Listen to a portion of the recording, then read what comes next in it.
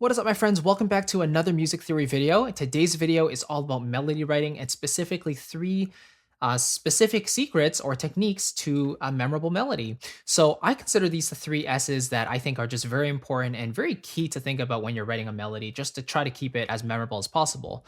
The three S's are keep it singable, keep it simple, and keep it segmented. Okay, so let's dive into each of these just a little bit. By singable, I usually mean in terms of range. You want to keep it around an octave or less, and this is pretty general for like pop music.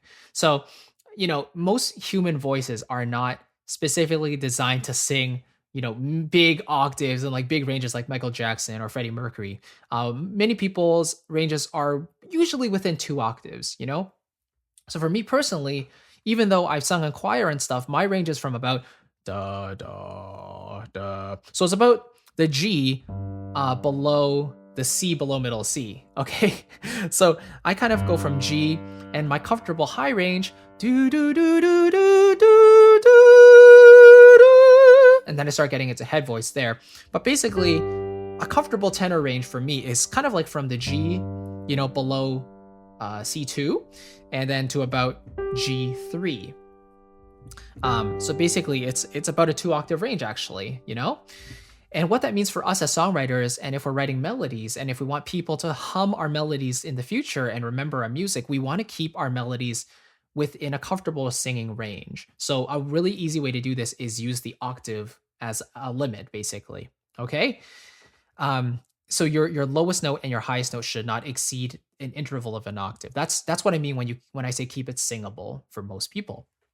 Let me show you a quick example of what of this in action. And I'm going to play you the second chorus of my song Empty Holes. It's kind of a musical theater Disney type of song, but you'll kind of get an idea of how this melody is structured. So let's just have a quick listen. I hope the empty holes within your heart are filled with the light of 100 smiles. Okay, so let me just quickly sing that melody. Da, da, da, da, da, da, da, da, da, da, da, da, da, da, da, da. So if you were paying attention really closely, what were my highest notes and lowest notes? Do, do, do, do, which is an A. And then I keep going. Do, do, do, do, do, do, do, do, do, do, do.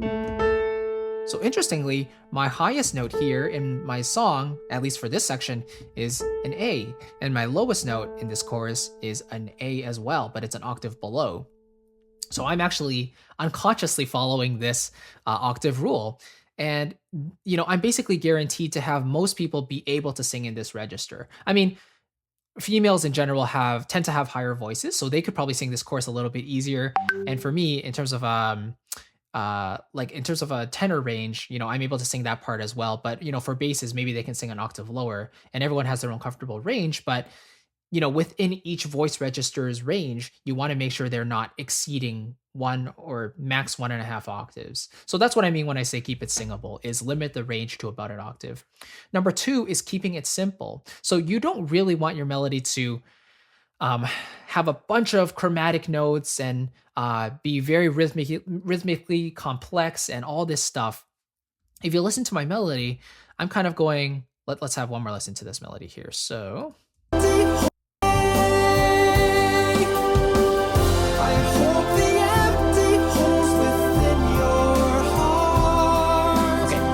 let's just play that really quickly. So.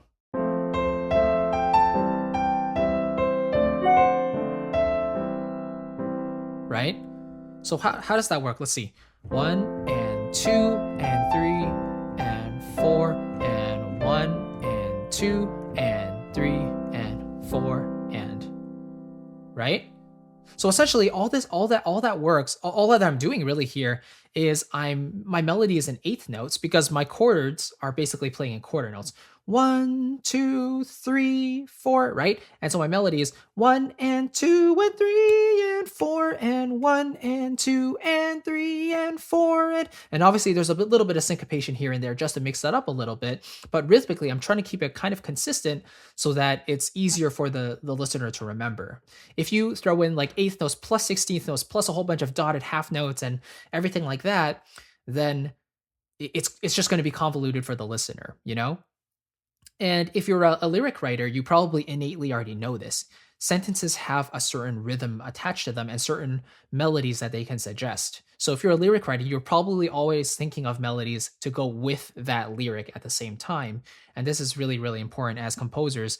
If we're kind of stuck not knowing how to write a relatively simple melody, come up with some words and see what kind of notes you can fit with that melody or with those lyrics to make it relatively simple and not too rhythmically complex. So when I say simple, I mean more in terms of rhythm, okay?